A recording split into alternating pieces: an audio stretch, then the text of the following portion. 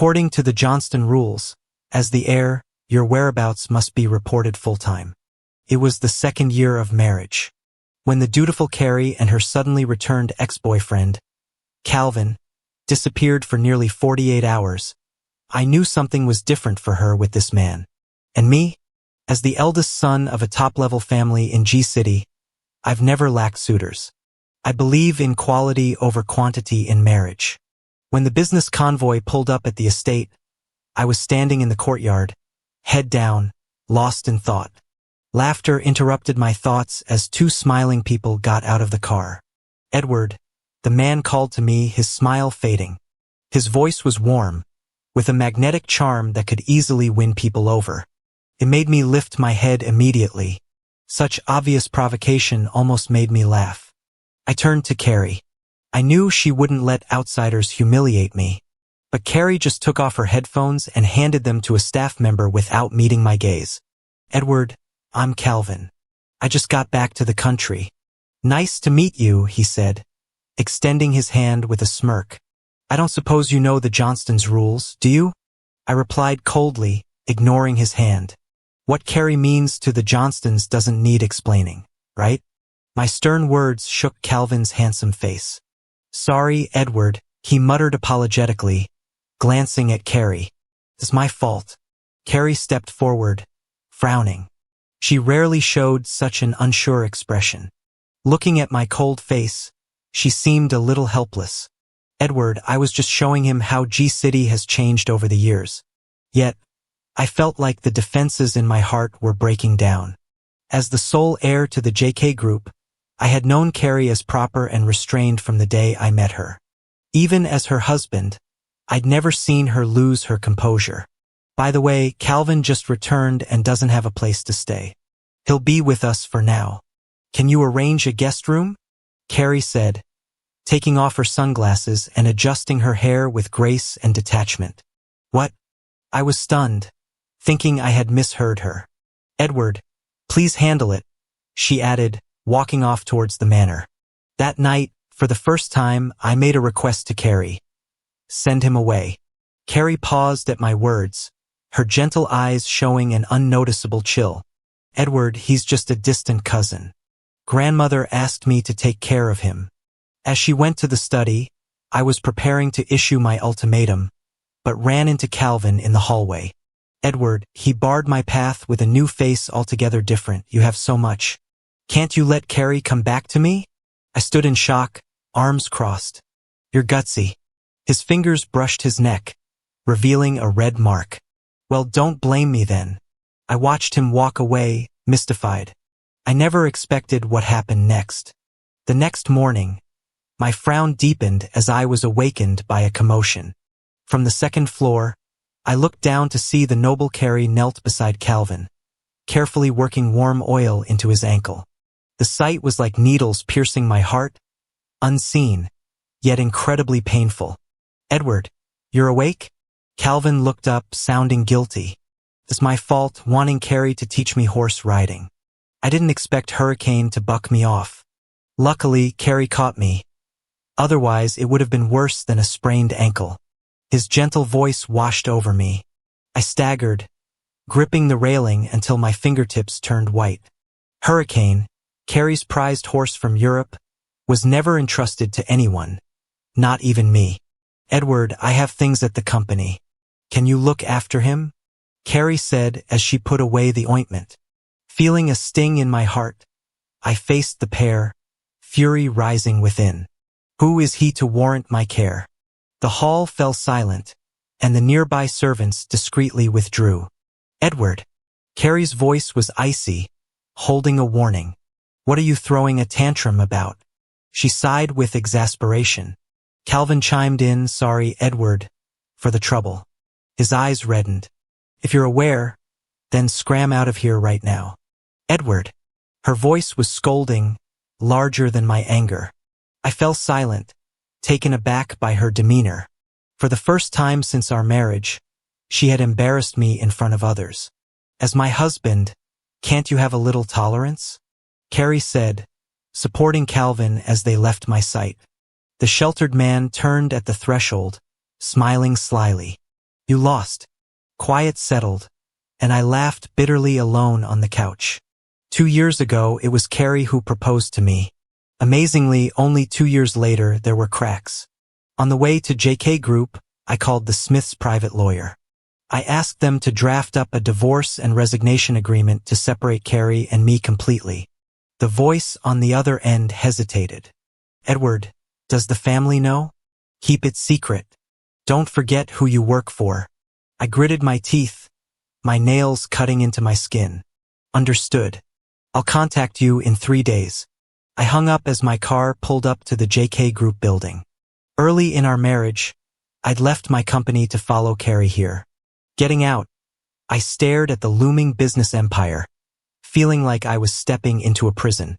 Who would have thought that something that started off so passionately would end on just an ordinary morning? I'm Edward. If someone else touches my stuff, it's considered dirty. I don't want anything dirty. So, Carrie, you really don't understand me at all. I was just about to leave the top floor of JK Group when someone called out to me, Edward. I turned around to see Shirley, Carrie's friend. Looking for Carrie?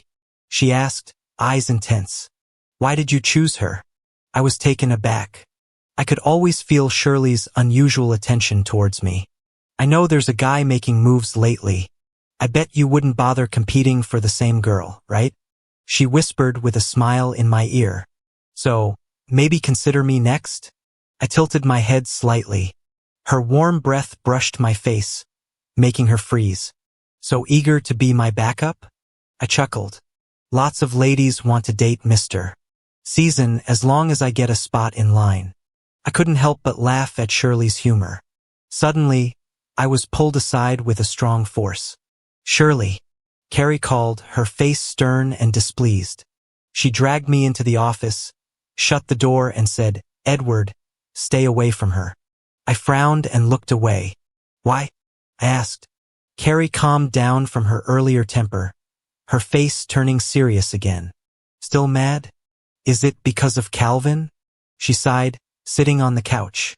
I told you he's just a distant relative of the Johnston family. His parents were attacked abroad, so he was sent here to G Country. She pulled me to sit next to her. What are you worried about? Do you really think I'm the kind of woman who can't control herself? I lowered my head, about to respond, when a knock interrupted. Carrie, there's a package addressed from Edward. So the front desk sent it to the CEO's office, the assistant said, placing it on the desk before leaving smartly. Carrie giggled, pinching my shoulder. What did you send that required a delivery service? She asked as she went over to it, not noticing the storm brewing within me. When the package revealed its contents, a sexy piece of lingerie, Carrie's ears turned red, something rare for someone usually so composed. Edward, is this your taste? She hurriedly closed the box and turned to me. I was so angry I almost laughed, my chest aching. I threw the package to the floor, feeling anger bubble up. This isn't from me. Funny, right? How many husbands do you have? Carrie froze, a sense of panic crossing her face. I don't know who sent it. She rushed to explain. I crouched down, picking up a card, trembling. Carrie, hope you like my gift. From Calvin. Carrie, I spat, tossing the card at her. Do you act like I don't exist? Is my reputation something lowlifes like him can tarnish? My anger spilled out. What's next? Are you going to say you were only talking if you end up in bed with him? Carrie's forehead wrinkled in distress. Edward. She barked, trying to hide her anxiety. Mind your words. What lowlifes, he's part of the Johnston family. I laughed bitterly, stepping towards the window, feeling drained. Carrie, you've never let me touch your motorbike, so why let Calvin ride it? When we got married, I said I wanted to go bungee jumping, but you said it was forbidden for the Johnston children, so why did you take him skydiving? And the night before you were out all night, where were you? I watched the traffic below, tears escaping my eyes despite my intention to leave her. I used to never shed tears like a coward. I quickly brushed them away, like they were never there. Carrie stood frozen behind me, confusion in her eyes. I didn't think it would be a big deal. He was upset about his parents' situation and wanted to skydive. He hadn't been back long, got sick from it, and I couldn't leave him alone at the hotel. I cut her off with a raised hand. Carrie, you aren't naive enough to think nothing happened that whole night. I saw the marks on his neck, clear as day. Carrie, panic-stricken, desperately countered, but we didn't do anything. Her demeanor became defensive as she hugged me, warmth enveloping us. I frowned, about to push her away when the office door burst open. Carrie, Calvin stopped short, his voice dying in his throat, hand clenched around the doorknob. The moment evaporated, the mood turned tense. Carrie's eyes darkened. She tossed the package at Calvin's feet, explaining. It was the first time Calvin had seen Carrie so cold, and it scared him, his eyes welling up. Carrie, you've misunderstood, he said, picking up the package and approaching me. I bought this using Edward's name, but I meant no harm. I didn't want to cause trouble. Tears began to fall as he confessed, Edward, this is all my fault. But he stopped, shivering under my icy glare. Misunderstanding? I scoffed, looking down at him. Calvin, save your stupid tricks in front of me. Keep your tail tucked. The room grew quiet and tense. Carrie stepped forward, taking the box to shield Calvin from my venomous stare. All right, everything's cleared up. Just go, Calvin. Wounded, Calvin said. I understand, and hurriedly left, covering his mouth as he fled. Carrie turned to me, the misunderstanding was cleared up. Don't be mad, Edward. I glanced down at what she held, finding the situation almost comically absurd. I met her gaze, utterly serious. Carrie, do you know what I hate the most? She hesitated, puzzled. What? Betrayal. I watched the white clouds outside, my eyes filled with hate. You should know about the Johnston scandal. My dad ended up with a car accident, bedridden ever since, all because my mom cheated on him. So, I spun around with cold indifference. If you dare betray me, I won't let you go. Carrie heard this, a flicker of worry hidden in his deep eyes. No, I won't. Later that night, Calvin was sent to the Johnstons' old house. Carrie and I made peace again. The next night, I was sitting on the couch, mulling over the idea of asking legal to withdraw the divorce papers. Just then, Carrie showed up, bringing a battered and resentful Calvin before me. Earlier that day, Carrie went to the old house as his grandma commanded, to discuss a takeover. But as he reached the back garden, he heard a nasty argument and frowned. You're just an outsider to the Johnston family. What right do you have to live in the main house? Even my mom can only live in the annex. Calvin, everyone knows you sent the master a bathrobe at the company. Don't you have any shame? The man's still around, and you're already trying to seduce him? Do you even know how to spell shameless? The girl was talking while raising a wooden stick and hitting Calvin hard. I didn't. Calvin hurried to deny, I didn't seduce Carrie. You're really misunderstanding. The girl paused, spat at her. Misunderstanding? We all heard the master talking to your aunt on the phone this morning. Yet you dare retort. With that, she raised the stick again. Stop. Carrie stormed in, his face dark, power radiating off him. Have you lost your minds? The girl looked wide-eyed, dropping the stick, trembling. Co-cousin? You're saying Edward called my mom this morning about Calvin? Her eyes were gloomy. Yes, I overheard by accident. The girl dropped to her knees, fearing punishment. Carrie took the disheveled Calvin to the car, lit a cigarette, his breath shaky. Carrie, the man beside him spoke, his head bowed, full of grievance. I've already moved out. Why does Edward still do this? My parents are gone. I have no one. What did I do wrong? Carrie's hand on the steering wheel tightened instantly. Images from 15 years ago surfaced unwittingly, when her family of 4 got caught in a terrorist attack abroad. Her brother died shielding her. So when she found out Calvin's parents died in a foreign riot, it was like seeing her helpless past self. I'm here, she said. Calvin smirked slightly, flashing a look of triumph. I watched the woman who, without asking, decided it was my fault. The part of my heart that once bloomed roses for her now felt barren. Carrie, do you really think I'm the kind who stabs people in the back? I glared at her, fists clenched, but spoke coldly. My pride couldn't let me back down. She helped Calvin to the couch, stood up with disapproval. Edward, I've told you, there's nothing between me and him. Following your wishes, I sent him to the old house. Why can't you leave him be? Calling my mom to badmouth, inciting the old house folks against him too. I was shaking with anger. Carrie, am I that despicable? Let me tell you, if I really wanted him gone, do you think it's hard for the Smiths to make someone disappear without a trace? Carrie's face turned to ice. Edward, you can try. See if you can make him disappear before I wipe out S Group first. Silence fell. I couldn't believe what I was hearing, my body wavering with disbelief and grief. The whole thing suddenly seemed absurd. This marriage with Carrie absurd, ending over some random man even more so. I'd never seen such a dark side to Carrie. Didn't expect the most noble, composed woman in G-City could lose control over a man. Ha, Carrie, now I see, our feelings were nothing but a joke. And I despise jokes the most. This game, I'm done. You two carry on. With that, I turned and left. Having said those words, Carrie was taken aback herself, with an unfathomable regret. Let's calm down, said the woman's voice. I paused, a cold smile on my lips. Next day, the legal team handed me the divorce and resignation agreements. I left them on Carrie's desk, avoiding everyone. I called a close friend sitting in my Benz. Get some good stuff at night bar. This young master is back. The guy on the other end gasped, his scream piercing my eardrums. Edward, you've finally seen the light. I revved the engine. Joshua, keep it cool.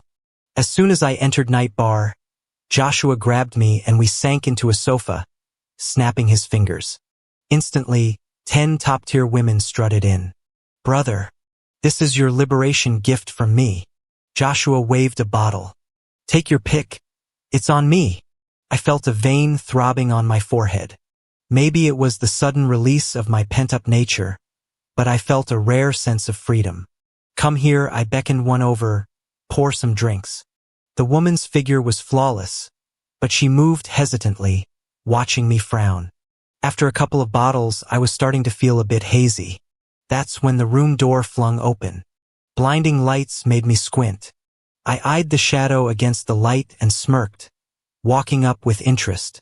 This one's nice. I wrapped my arms around her. Edward, who am I? She asked angrily. I squinted at her. Shirley, cut the crap. The next day, I rubbed my sore head. Honey water. A woman wrapped in a towel, with her hair still dripping, was drinking a hangover remedy. I looked at her, feeling slightly undermined. How could she be so relaxed? But I didn't expect Carrie and I to keep crossing paths like this. Just yesterday we exchanged harsh words, and today, boom, we both show up at the hotel. And we had different people beside us. Weird. Edward? She exclaimed in shock, instinctively shielding the timid Calvin behind her. Why didn't you answer my call last night? I raised an eyebrow. Seems like she hasn't seen my 2 agreements yet. Her question made me laugh. Forgive me for being blunt, Carrie. I glanced dismissively at the guy behind her. Do you really think now is the best time for this, considering how we're all standing? Carrie finally seemed to notice the chemistry between me and Shirley, and it sunk in. What are you doing here? She looked straight at me with anger. I chuckled. And what are you doing here? Feeling out of place again? The faces of both of them froze, especially Calvin, whose jealousy was bubbling over. He clutched his legs stubbornly, trying not to show weakness in front of us from these top families. Carrie instinctively distanced herself from Calvin, looking at me and Shirley with a sense of heaviness. Edward, can we talk? There must be some misunderstanding, she asked earnestly. There's no misunderstanding, I replied, taking Shirley with me, leaving both of them standing there with complicated feelings. That night, I heard the sound of a fingerprint unlock at my private residence. Carrie appeared, her usual tidy hair slightly undone. That's when I remembered, in a fit of romance back then, I had added her fingerprint. Edward, Carrie looked deeply at me. What is this? She placed the two agreements on the table. Isn't it obvious? Or can't you read? I sat on the sofa, feeling irritated and sarcastic. Is it because of what I said that day? I'm sorry, I didn't mean it. Carrie frowned, her usually deep eyes looked lost. Can we go home? I've already sent Calvin away. Her eyes were serious, just like when she promised not to betray me in front of those floor-to-ceiling windows. That time, I was genuinely tempted to let go and almost contacted legal to void the agreements. But Carrie, I clearly said I hated cheating and betrayal the most. A month later, due to how enmeshed Carrie and I have been over the years, especially Carrie's firm resistance to divorce, our divorce proceedings hit a standstill. Today marked Grandma's 80th birthday. Despite the tension with Carrie, she's always treated me well. Edward, I'll pick you up at noon. Seeing the new number on my phone, I blocked it. This was the umpteenth new number Carrie had registered to bug me recently. At noon, just as I prepared my gift and headed out, Carrie blocked my path. Edward, she looked at me. Her usually composed face carried a subtle plea. At least today, can't we keep up appearances for Grandma? I calmly got in the car. Why not make use of a free chauffeur? Should I act like a novel's leading man and dramatically tell her to get lost because I don't want to see her? Too dramatic. Fine, but on the condition that we get the divorce sorted. No point dragging this on. I looked out the window, not even bothering to glance her way. Carrie's face stiffened, showing newfound confusion and helplessness. Does it really have to come to this, Edward? All because of skydiving, horseback riding, and helping him with his travel sickness? Nothing happened that night. I sighed, wondering if she was genuinely oblivious or just pretending. Carrie, it's not about crossing lines, but allowing him to repeatedly show up and taunt me. Even if nothing happened then, infidelity is just a matter of time. In my life, Carrie, you're the only one who's ever tripped me up. If I acted like some small-town fool crying over a woman, I'd discredit the years of elite education I've received. Carrie silently listened, my words hitting her heart.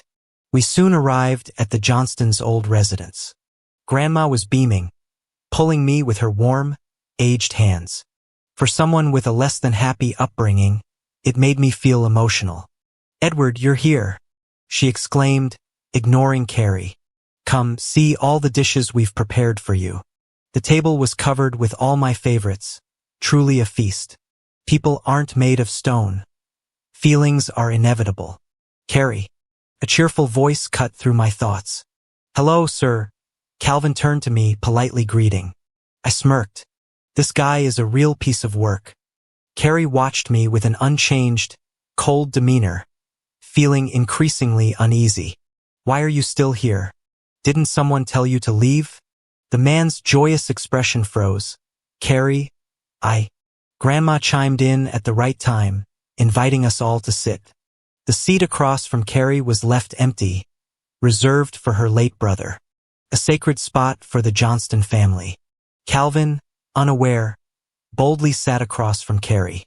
Instantly, the lively hall fell into dead silence. Everyone stared at Calvin like he was an idiot. Get up now. Grandma's outburst made everyone's hearts tremble. Calvin shot up, feeling completely lost under their scrutinizing gazes. He instinctively glanced at Carrie for help. I simply sat, arms crossed, relishing his discomfort. Go sit at the back, Carrie instructed in a low voice, finally breaking the oppressive tension. Calvin, engulfed in shame, shuffled to the furthest corner. Grandma, here's a longevity painting for you, I said as I rolled out a piece of art. I made it myself. Being the top figure of a prestigious family, you've seen it all. These days, for people like you, it's the thought that counts more than the price tag. Great. Grandma's face lit up with a big smile. Edward is so thoughtful. After sitting down, I caught a glimpse of Calvin in the back. His face was full of jealousy and resentment, barely held in check. I sneered silently. I bet he's just starting to realize how impossible it is to climb the social ladder. In the restroom, I looked at the twisted face of the man in the mirror behind me, feeling speechless. As I brushed past him, feeling pretty smug, aren't you? Calvin's face was dark as rain. Did you know, Edward? I heard about you before we even met, and nothing disgusts me more than your high and mighty air. Like you're above us all. I looked at him out the corner of my eye, calm and cool. You're right. I am high up there. That's the power the Smiths gave me, I said with a cold laugh. I don't care about you at all. What are you to me? Not someone Edward would ever notice.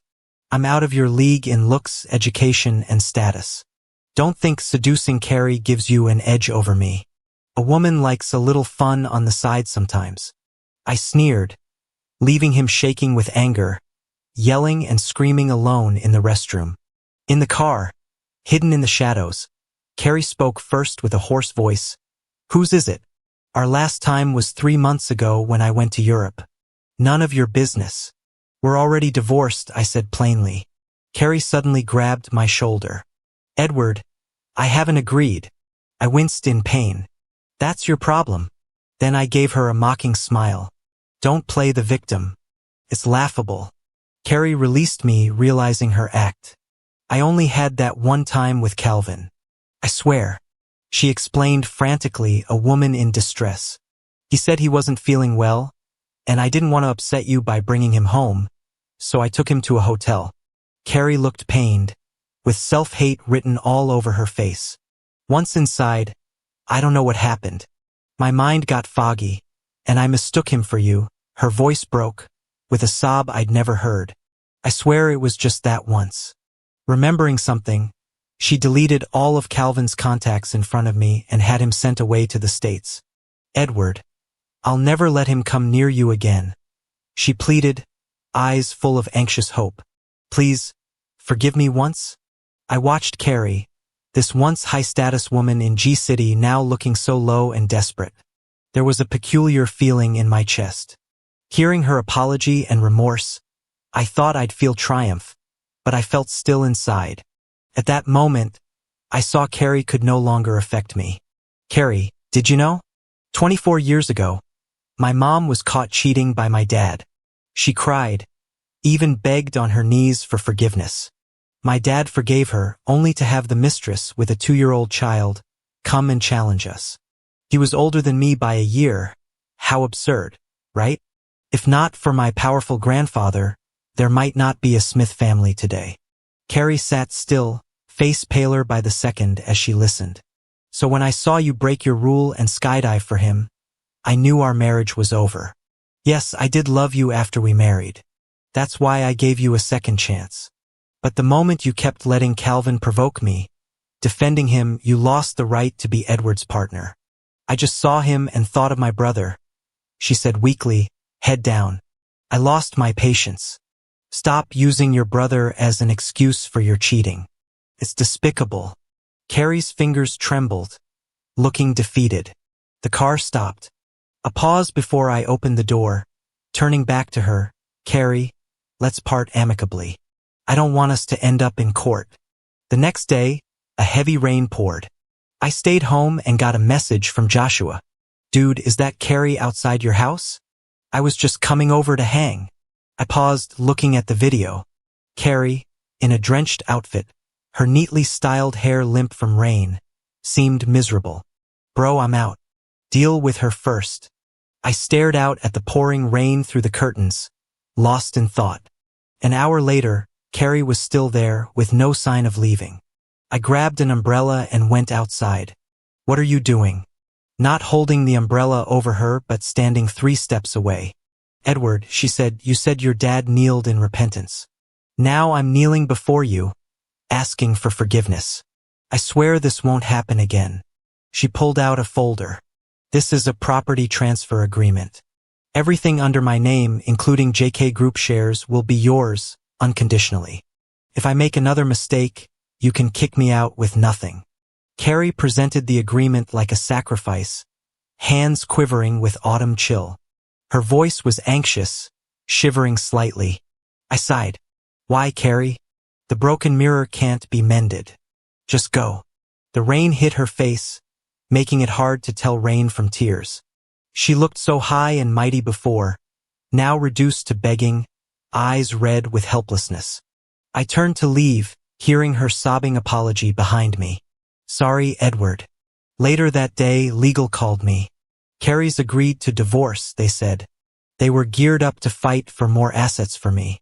But unexpectedly, Carrie voluntarily handed over all our marital property.